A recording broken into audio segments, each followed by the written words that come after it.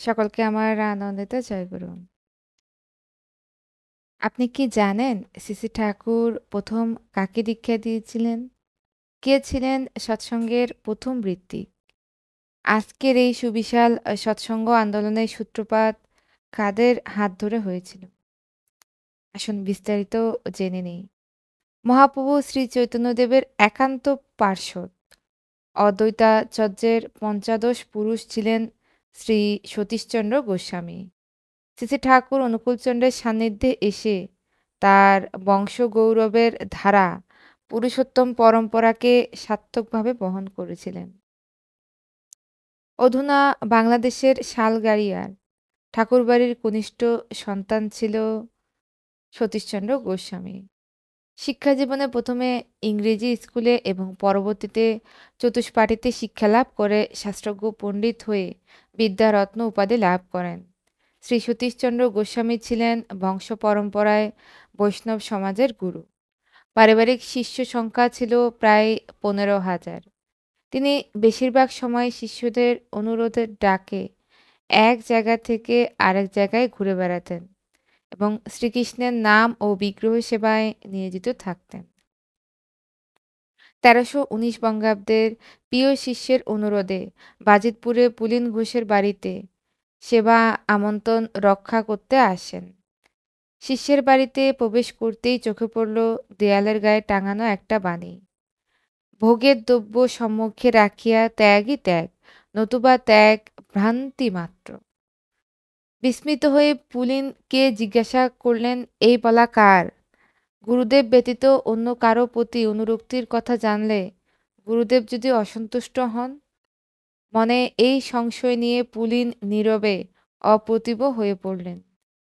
এমন সময় বাড়িতে প্রবেশ করলেন ২৪ বছরের তরঞ্জিত উজ্জ্বল দেহের এক তরুণ কিশোর। প্রবেশ করতেই সতীশচন্দ্র গোস্বামীকে জড়িয়ে ধরে জিজ্ঞেস করেন, দাদা, এটা আমার বলা কথা, কথাটা কি ভুল বলেছি? এই ছিল তার প্রথম শ্রী ঠাকুরের সাথে সাক্ষাৎ। তারপর চলতে থাকে শ্রী ঠাকুরের সঙ্গ সুখের আনন্দ এবং একের পর এক পরীক্ষা। অবশেষে ১৩ই জ্যৈষ্ঠ ১৩২১ শ্রী ঠাকুর অনুকূলচন্দ্র স্বয়ং আনুষ্ঠানিকভাবে সতীশচন্দ্র গোস্বামীকে দীক্ষা দিলেন। এটাই ছিল শ্রী ঠাকুরের প্রথম দীক্ষাদান। দীক্ষা গ্রহণের পরবর্তী সময়ে গোসাই ফিরে এলেন তার নিজ গ্রাম শালগাড়িয়ায়। তৎপর ধ্যান, জপ, কীর্তন, ধর্মপ্রচার চলতে থাকে তীব্র গতিতে। গোসাইয়ের অভূতপূর্ব অনুভূতিতে ব্যাকুল হয়ে উঠল গ্রামের মানুষজন। শালগাড়িয়ার এবং তার পার্শ্ববর্তী অঞ্চলে বিরাট আলোড়ন সৃষ্টি করল। অগণিত মানুষ শ্রী ঠাকুরের ভাবে ভাবান্বিত হয়ে গোসাইয়ের চরণ আশ্রয় নিতে লাগল। কিন্তু গোসাই ঠাকুরের কাছে মিনতি করেন, পরম সৌভাগ্যে আমি তোমাকে লাভ করেছি।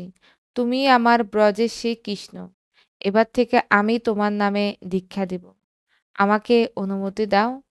ঠাকুর বললেন, প্রথম প্রচারের ভার বড় কঠিন দাদা, সইতে হবে আমৃত্যু কঠোর যন্ত্রণা। গোসাইদা বললেন, রোগ শোক দারিদ্র্য যন্ত্রণা আজীবন এ মোর উপাসনা, তথাপি প্রচার তব আমার কামনা।